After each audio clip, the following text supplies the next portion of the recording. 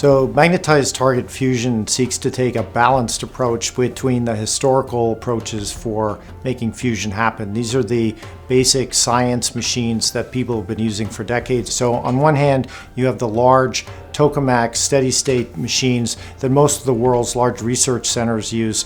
They really require very expensive, very sophisticated superconducting magnets. And on the other end, you have what's called inertial confinement fusion, which is really laser fusion. And that is also extremely expensive and impractical for a power plant application. So MTF really takes the best features of both of these approaches and combines them into a pulsed technology that bypasses the traditional barriers to making fusion practical. The very process of making MTF fusion is something that is very cost effective. It doesn't require large high temperature superconducting magnets. It doesn't require lasers.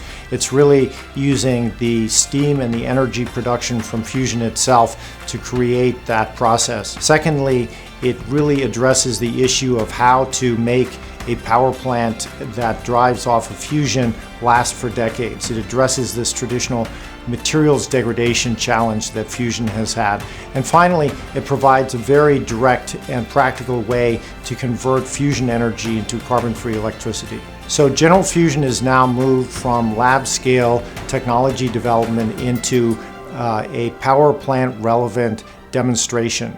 And this is a very important stepping stone for us in our path to commercialization.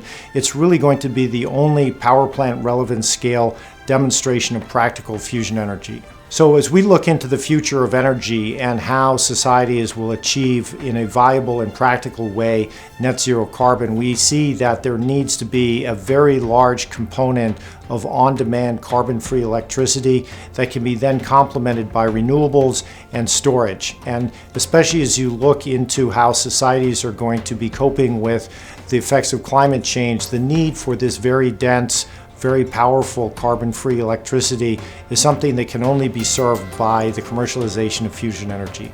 General Fusion's Series Z financing was all about broadening our global network of large institutional investors and setting the company up for the next waves of financing that we look to be starting here in the next year or so that will really propel the company through the demonstration of our technology and on into commercialization. The Jamil family has got a great global reputation as a leader in investing in innovative technologies, and by being centered in the Middle East, they're really located in a very important market for general fusion, and also on a global basis, a region that is really leading the transformation of industry into a carbon-free future. And so we're just absolutely thrilled to have them as an investor in the company.